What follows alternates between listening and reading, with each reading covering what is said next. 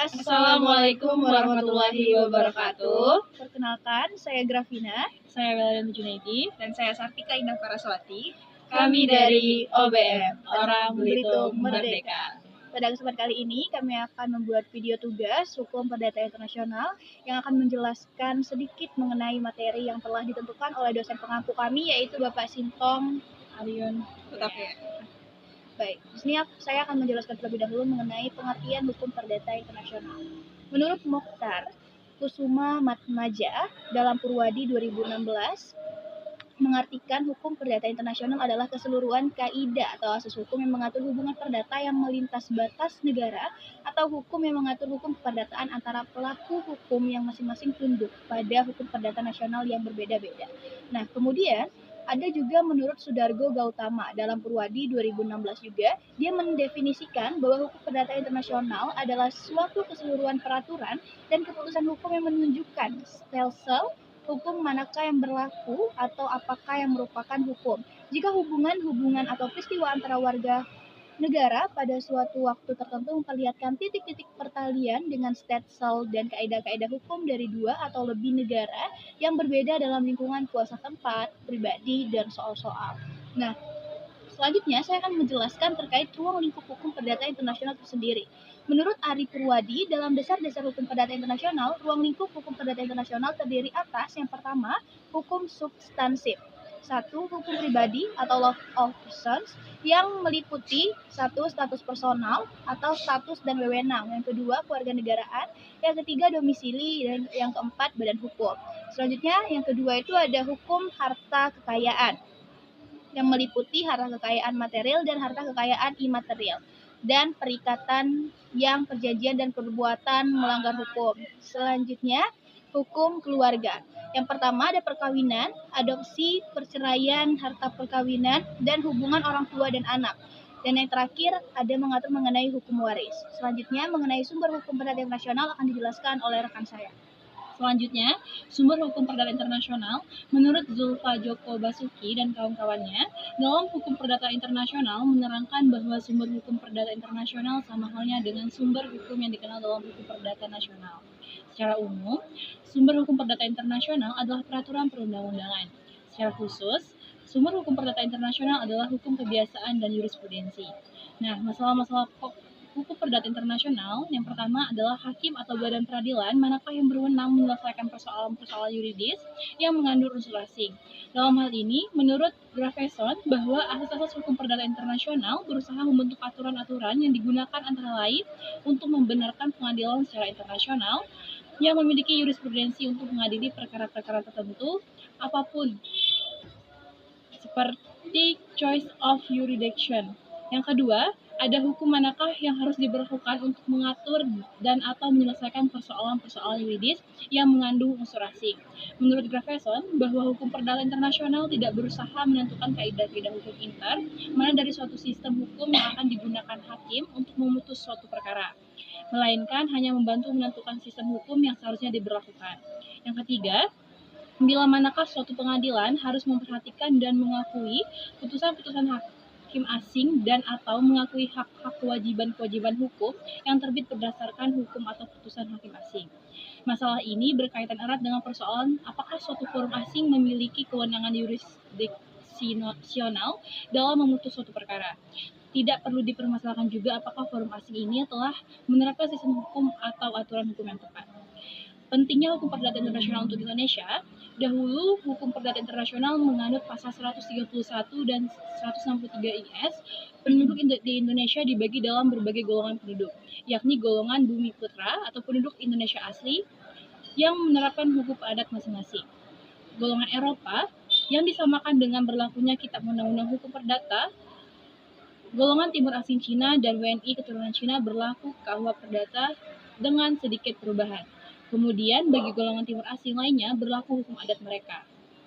Selanjutnya, pengertian hukum perdata internasional publik yang akan dijelaskan oleh rekan saya. Oke, pengertian hukum perdata internasional publik. yang dimana hukum internasional publik merupakan seluruh kaidah dan asas hukum yang mengatur hubungan internasional yang melintasi batas negara yang sifatnya tidak perdata. Sedangkan hukum perdata internasional merupakan kaidah dan asas hukum yang mengatur hubungan perdata yang melintasi suatu batas negara.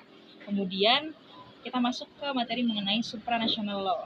Supranational law merupakan perkembangan lanjutan dalam hukum internasional yang melampaui pola kerjasama antar negara tradisional. Jika hukum internasional klasik menempatkan negara sebagai subjek utama dengan kedaulatan penuh, maka supranational law menghadirkan sistem hukum yang dapat mengikat langsung negara sekaligus individu, bahkan dalam kondisi tertentu mengungguli hukum nasional. Dengan kata lain, negara secara sadar menyerahkan sebagian kewenangannya kepada lembaga bersama demi terciptanya integrasi yang lebih dalam. Perbedaan mendasar antara sistem supranasional dan organisasi internasional biasa terlihat dari sifat kewenangannya.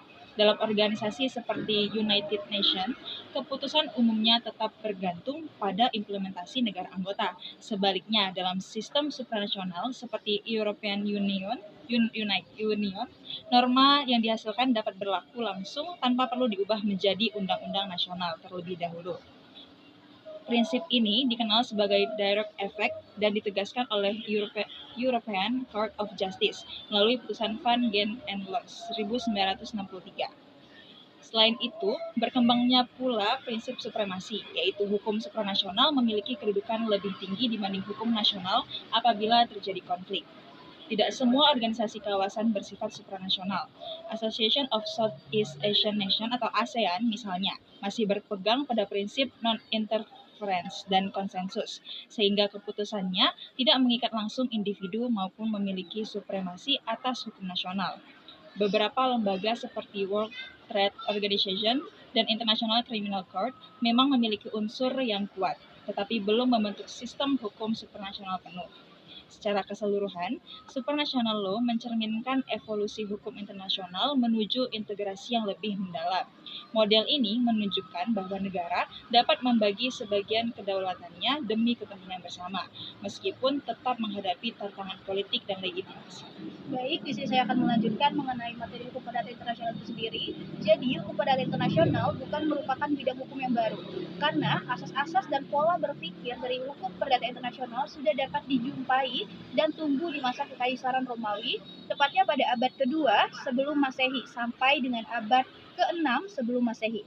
Nah, seiring dengan pertumbuhan kebudayaan Barat di Eropa daratan, bahasan ini akan meninjau secara umum mengenai bagaimana sih pertumbuhan dari hukum perdata internasional itu sendiri. Adapun sejarahnya, yang pertama tepatnya pada masa Kekaisaran Romawi, abad kedua sebelum Masehi sampai dengan abad ke-6 sesudah Masehi.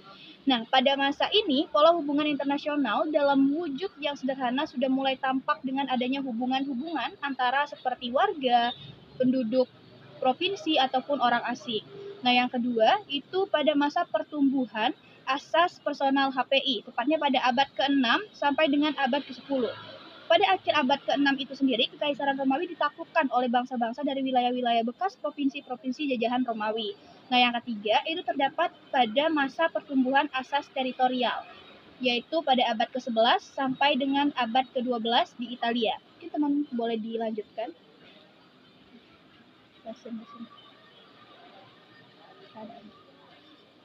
Oke, pada pertumbuhan asas teritorial pada abad ke-11 sampai dengan abad ke-12 di Italia, keadaan masyarakat pada periode ini merupakan kebalikan dari periode sebelumnya.